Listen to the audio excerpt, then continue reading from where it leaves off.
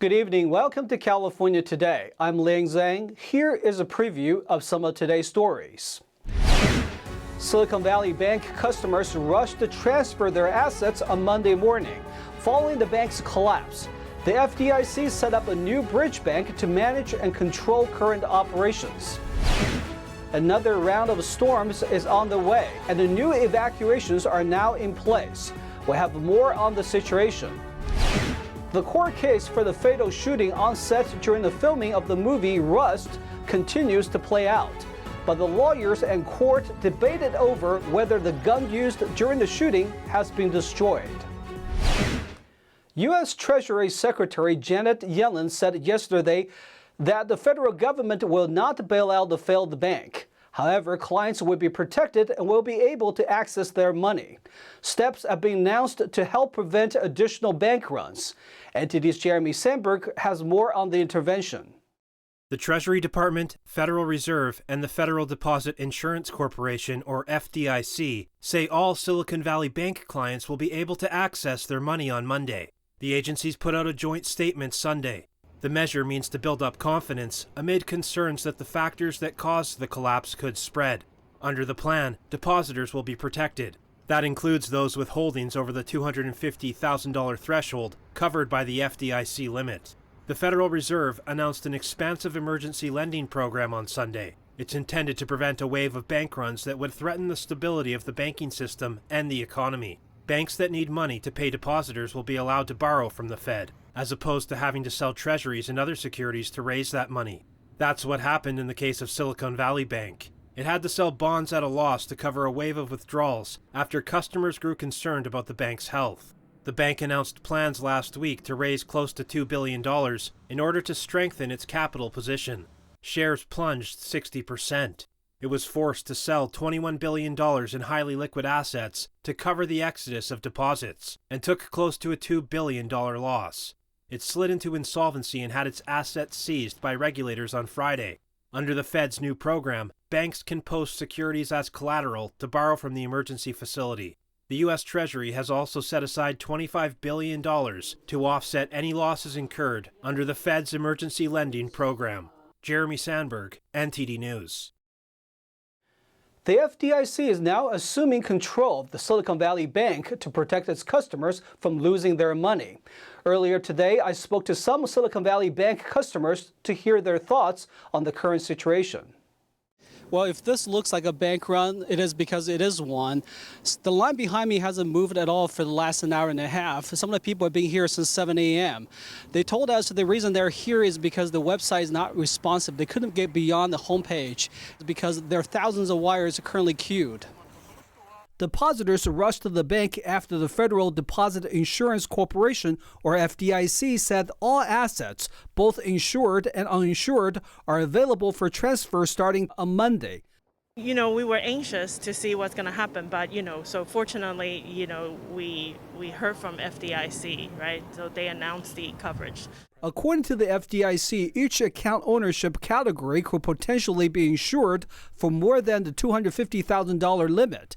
The FDIC set up a bridge bank and transferred all the insured deposits to the Deposit Insurance National Bank of Santa Clara. He added that customers can access their funds through ATMs, debit cards, and writing checks in the same manner as before. It's exciting, but it's also a little bit overwhelming. It's a little crazy, but I heard about the news. I just didn't know that the line was this long until my co-worker showed me the line, the picture. So I was like, oh, is this the bank or? I think it's another one of these interesting and phenomenal thing that I think we're going to remember for a long time because everything happened in a matter of a couple days, right? So it's going to be some story to tell in the future. Future dividend payments may be made to uninsured depositors, while the FDIC sells off the asset of Silicon Valley Bank. The main office and all branches of Silicon Valley Bank will reopen this week, but the Deposit Insurance National Bank of Santa Clara will now control and manage its operations. Liang Zhang, NTD News, Santa Clara, California. President Biden says the U.S. banking system is safe. He made the comments first thing this morning, after last week saw the largest U.S. bank failures since the 2008 financial crisis. I'm going to ask Congress and the banking regulators to strengthen the rules for banks to make it less likely this kind of bank failure would happen again, and to protect American jobs and small businesses. Look, the bottom line is this. Americans can rest assured that our banking system is safe. Your deposits are safe. Let me also assure you, we will not stop at this. We'll do whatever is needed. Silicon Valley Bank and New York-based Signature Bank both folded last week. Biden described what the White House is doing to cushion the fallout of the bank failures. These include an emergency loan program by the Federal Reserve to bail out the banks and expanding deposit insurance. The president emphasizes that taxpayers won't lose their money. The Federal Deposit Insurance Corporation, or FDIC, would be responsible for that, but it won't protect management or investors. Second, the management of these banks will be fired. If the bank is taken over by FDIC, the people running the bank should not work there anymore. Third, investors in the banks will not be protected. They knowingly took a risk, and when the risk didn't pay off, investors lose their money. That's how capitalism works. Biden also pledges to investigate how the failures happened. There are important questions of how these banks got into the circumstance in the first place. We must get the full accounting of what happened and why those responsible can be held accountable. These moves pumped confidence into the market, sending U.S. stock futures back up, but concerns remain about global markets in the week ahead. Bank shares in Europe and Asia dipped today before the U.S. market opened. Millions in California are bracing for another round of storms, while residents are still reeling from previous downpours. We'll take a look at the situation. Roads and streets are now rivers in parts of California after heavy rainfall in recent days. But now millions of residents are bracing for more. The 11th atmospheric river is expected to take aim at the state on Monday and may bring even more flooding to central and northern California. We're looking at the 100-year floodplain, so it's a lot of people. Among the hardest hit areas is Monterey County. The Pajaro River breached a levee on Friday, sending raging water sweeping through neighborhoods. While all eyes are on the broken levee, the Salinas River to the south was also overflowing, prompting more evacuation orders in Monterey County. The sheriff's office just issued an evacuation, upgraded an evacuation warning to an evacuation order for the Salinas River and affected areas. This is a very important evacuation order because it encompasses a large amount of residential structures as well as commercial agricultural structures. Dramatic video responders using a chopper to rescue a man trapped by rising floodwaters Saturday in California. Authorities said the man was driving his car when he got swept away in the middle of the flooded Salinas River in King City. Responders say the man was shaken but not hurt. Another video shows California National Guard soldiers supporting local first responders in rescues near the Pajaro River. About 15 million people remain under flood watches in California and Nevada. Local officials say the storm has killed at least 2 people so far. We have an update on the shooting and killing of a cinematographer during the filming of the movie Rust. Lawyers say the gun used in the fatal shooting has been destroyed, but the court disagrees. Lawyers representing actor Alec Baldwin said on Thursday that the gun used in the deadly shooting of a cinematographer has been destroyed. While filming in New Mexico for the movie Rust in 2021, Baldwin had pointed the gun at cinematographer Helena Hutchins. The gun fired a bullet and Hutchins died shortly after being wounded on set. The court, I don't think, is aware at this point, but I think I should tell the court that the firearm in this case, that's a great subject of it, was destroyed by the state. So that's obviously an issue, and we're going to have to see that firearm or what's left of it. Baldwin's lawyer, Alex Spiro, made the statement at a Santa Fe status hearing. Baldwin did not participate in the virtual hearing. Santa Fe District Attorney Mary Carmack Altwies did not respond to Spiro's claim during Thursday's court hearing. But later, her office released a statement disputing it, saying the gun Alec Baldwin used in the shooting that killed Helena Hutchins has not been destroyed by the state. The gun is in evidence and is available for the defense to review. Baldwin and armorer Hannah Gutierrez-Reed were charged in January for shooting and killing Hutchins. Baldwin and Gutierrez-Reed face up to 18 months in jail and a $5,000 fine under New Mexico law. The next hearing is scheduled for March 27th. We are going to take a short break, but here's a look at what we got for you when we come back. The organization that challenged the San Diego school district's vaccine mandate withdrew its lawsuit. San Diego was one of the few school districts that mandated vaccination and refused exemptions. The Oscars announced this year's winners. There was a race between two vastly different films and some new faces. And the pastry shop in Southern California has been crowned the best on Yelp. Our reporter hears from the brothers who opened it. That and more on California Today.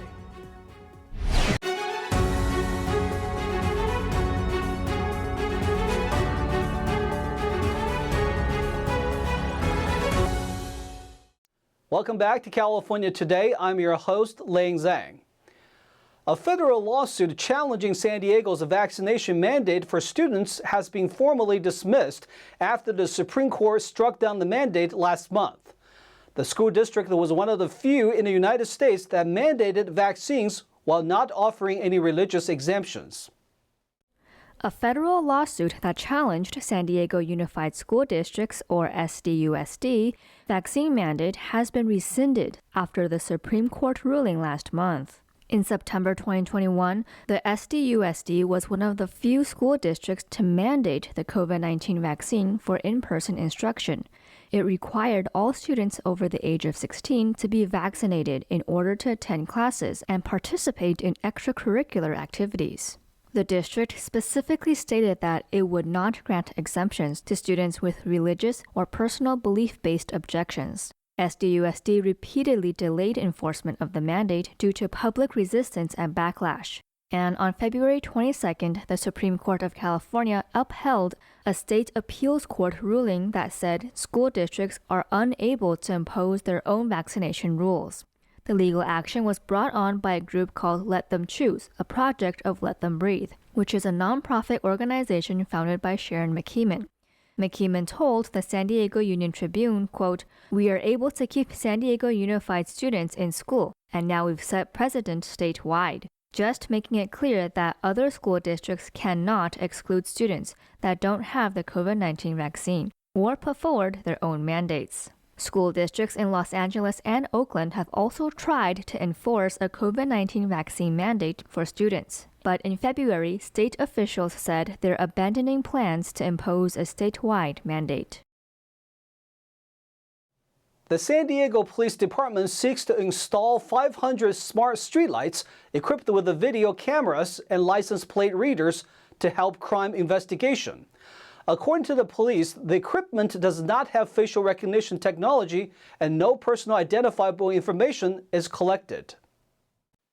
The San Diego Police Department is holding community meetings this week regarding the installation of 500 new smart streetlights. These streetlights are equipped with working cameras and license plate readers.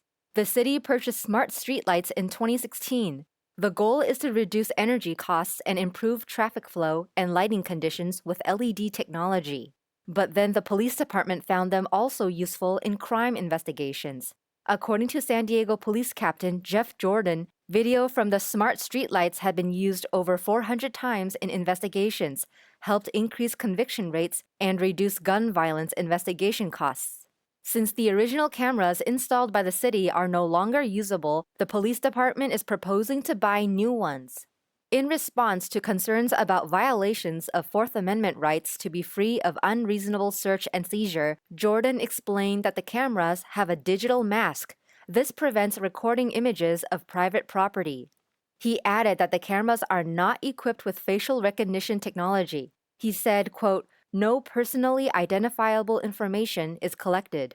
Before the use of the smart streetlights, the police department is required to hold these community outreach meetings, submit their proposal to the mayor-appointed Privacy Advisory Board for review, and receive final approval from the City Council.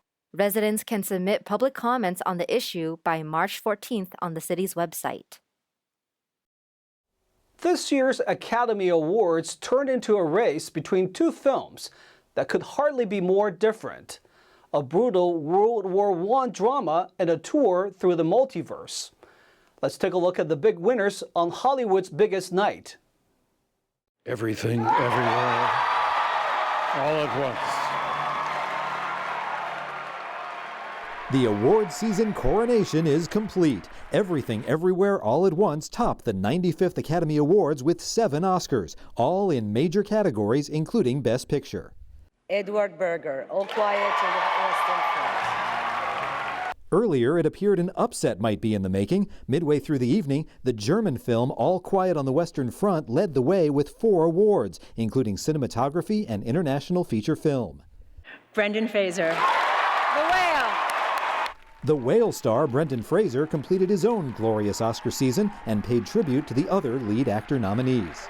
You laid your whale-sized hearts bare so that we could see into your souls like no one else could do, and it is my honor to be named alongside you in this category. Everything Everywhere took the rest of the acting awards. Supporting actor to Ke Huy Quan. My journey started on a boat. I spent a year in a refugee camp. And somehow, I ended up here on Hollywood's biggest stage. Supporting actress to Jamie Lee Curtis, who thanked everyone who'd ever worked on or seen one of her films. And my mother and my father were both nominated for Oscars in different categories. I just won an Oscar. And Michelle Yeoh became the first woman of Asian descent to win Best Actress. Dream big, and dreams do come true. And ladies, don't let anybody tell you you are ever past your prime. Never give up. Paul Rogers won for editing the film, and the Everything Everywhere pair of Daniel Kwan and Daniel Scheinert accepted a trio of trophies: original screenplay, director, and picture. There is greatness in every single person. It doesn't matter who they are. You have a genius that is waiting to erupt. You just need to find the right people to unlock that. Thank you so much to everyone who has unlocked my genius. According to Yelp, last year it crowned one California pastry shop as the best in the state. NTD's Jackie Reels spoke with the co-owner brothers to hear what makes their pastries the best. If you got a sweet tooth, Artelice Patisserie is the place to visit. It's been named the best pastry shop in the Golden State by Yelp. Let's meet the owners of this place. So in Iran, because of the situation, there is some limitations of ingredients. We thought it's best to move somewhere that we can just have no limits of as far as, getting the right ingredients. The brothers left behind the careers they knew. For his brother Farik, it was industrial engineering, and for Saeed, it was mechanical engineering. They became pastry owners in Iran in 2011. But due to the situation in Iran, the brothers had trouble getting quality ingredients and trying to expand. One of the key things about these pastries is sourcing good quality ingredients. For example, we source our chocolates from France. The fruit purees that we use is from France. The butter is from France. So in 2017, they decided to leave Iran and start anew in the United States, opening the first pastry shop in West Los Angeles. Like any new business, it takes time to be successful. But because the shop was chosen to make desserts for the Grammys, it received a lot of exposure and stayed afloat during the pandemic lockdowns. Customers say they love the taste of these delicious pastries. The pastries are as close as international food that we can get. So whenever we want, an event or a gathering with friends, and we want to include a nice dessert at the end, we come here. Oh my gosh, the Napoleon's really good. Any of the croissants, the mango croissant is really good. Oh my gosh, it's to die for. The macarons for sure. I've been trying a bunch of different places around LA, and that's the best I found so far. And I'm pretty picky with pastries, so it's definitely even better than some places I know from France. So I'm really glad it's here. The brothers also work with event planners for parties to serve delicious pastries. Jackie Rios, NTD News, West Los Angeles, California. Now let's check in with NTD's Tyler Castillo for today's Sports Roundup.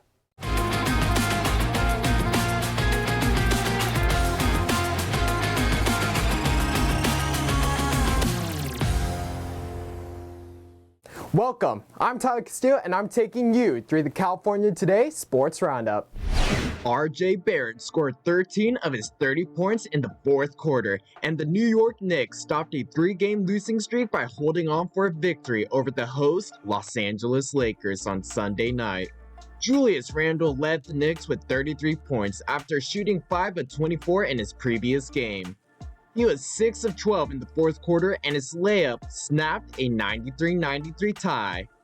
Barrett's bucket made it 110-100, both New York's final basket, and the Knicks survived a dicey finish.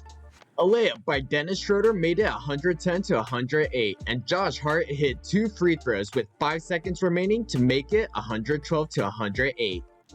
After the Lakers called their final timeout, the game ended when D'Angelo Russell missed a 3-pointer in the final seconds. Russell made 6 3-pointers and scored 33 points, but the Lakers saw their 3-game winning streak stopped and they missed an opportunity to reach .500 for the first time this season. Anthony Davis added 17 points and 16 boards, but also missed 4 free throws. The Lakers missed 7 foul shots after going 19 for 19 in Friday's win over Toronto. Knicks 112, Lakers 108. Tommy Novak capped his 3-point night with the game-winning goal 112 into overtime as Nashville earned a win over host Anaheim. After Nashville goaltender UC Saros stopped a 2-on-1 Anaheim rush, Novak connected on his club's second 2-on-0 breakaway in the overtime session. The top-line center took a pass from Phil Tomasino, who had a goal and an assist, and buried his 12th marker. Roman Josi handed out 2 assists to reach 600 career points, and Colton Sisson stitched 2 helpers for the Predators. Anaheim opened its 8-game homestand by getting 2 goals from rookie Mason McTavish, and 1 each from Frank Vatrano and Troy Terry. Cam Fowler had 3 assists, while goalie John Gibson made 31 saves. Gibson also achieved the most saves in franchise history with the Ducks, with 11,837 saves at the start of the weekend. McTavish's second goal evened the game with 26 seconds left in regulation to force overtime. Predators 5, Ducks 4. On Saturday, Erik Karlsson officially became in sole possession for most points scored by a defenseman in Sharks history, with an assist on Logan Couture's goal against the Minnesota Wild. The previous record was held by Brent Burns when he got 83 points in 82 games back in the 2018-2019 season for the Sharks. Karlsson broke his season-best point record of 82 points last Thursday against the Blues, where he tied Brent Burns with 83 points. Erik Karlsson currently has 84 points in 67 games, and with 15 games remaining of the season, he is projected to reach over 100 points. This feat has not been accomplished since Brian Leetch accomplished it in 1991-1992 season with the New York Rangers. Thanks for tuning in to the California Today Sports Roundup. That's all we've got for you tonight. We would like you to join us again on California Today every weekday at 8:30 p.m. Make sure to check out our broadcasts on our California Today webpage. You can find it at ntd.com/California-today. You can also find all of our top latest clips there, ready to share with friends and family. Send us a message on Twitter, Facebook, or Instagram, or through our email, california.today@ntd.com. I'm Liang Zhang. Have a wonderful evening.